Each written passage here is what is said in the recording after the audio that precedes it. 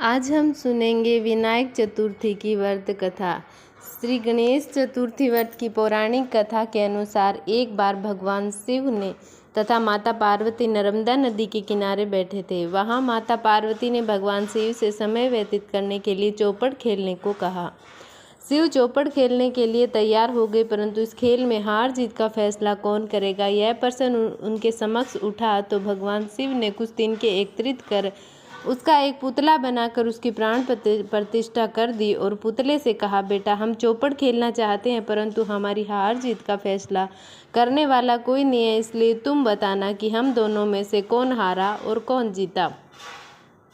उसके बाद भगवान शिव और माता पार्वती का चौपड़ खेल शुरू हो गया। यह खेल 3 बार खेला गया और संयोग से तीनों बार माता पार्वती ही जीत गई। खेल समाप्त होने के बाद बालक से हार जीत का फैसला करने के लिए कहा गया, तो उस बालक ने महादेव को विजयी बताया। यह सुनकर माता पार्वती क्रोधित हो गई और क्रोध में उन्होंने बालक को लंगड़ा होने कीचड़ में पड़े रहने का श्राप दे दिया।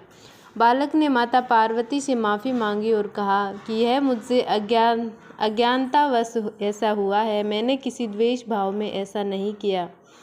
बालक द्वारा क्षमा मांगने पर माता ने कहा, यहाँ गणेश पूजन के लिए नाग कन्याएं आएंगी, उनके कहे अनुसार तुम गणेश व्रत करो, ऐसा करने से तुम मुझे प्राप्त करोगे। यह कहकर माता पार्वती शिव के साथ कैलाश पर्वत पर चली गई।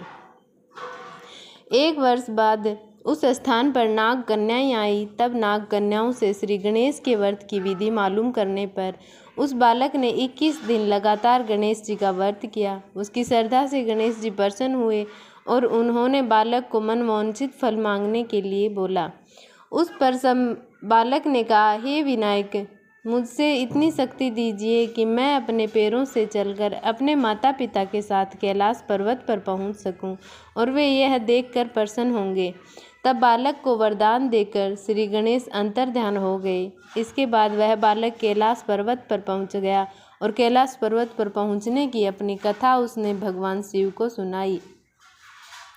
चौपड़ वाले दिन से माता पार्वती शिव जी से विमुख हो गई थी, अतः देवी के रुष्ट होने पर भगवान शिव ने बालक को बताए अनुसार 21 दिन तक श्री गणेश का व्रत किया। इस व्रत के प्रभाव से माता पार्वती के मन से भगवान शिव के लिए जो नाराजगी थी वह समाप्त हो गई। तब यह व्रत विधि भगवान शंकर ने माता पार्वती को बताई। यह सुनकर माता पार्वती के मन में भी अपने पुत्र कार्तिकेय से मिलने की इच्छा जागृत हुई। तब माता पार्वती ने भी 21 दिन तक श्री गणेश का व्रत किया तथा दुर्वा फूल और लड्डुओं से गणेश जी का पूजन अर्चन किया। व्रत के 21वें दिन कार्तिकेय स्वयं माता पार्वती जी से आ मिले। उस दिन से श्री गणेश चतुर्थी का यह व्रत समस्त मनोकामनाओं की पूर्ति करने वाला व्रत माना जाता है। इस व्रत को करने से मनुष्य के सारे कष्ट दूर होकर मनुष्य को समस्त सुख सुविधाएं प्राप्त होती है। जय श्री बाल गणेश जी महाराज। आपका इस व्रत करने वाले की सभी की मनोकामना पूर्ण करना।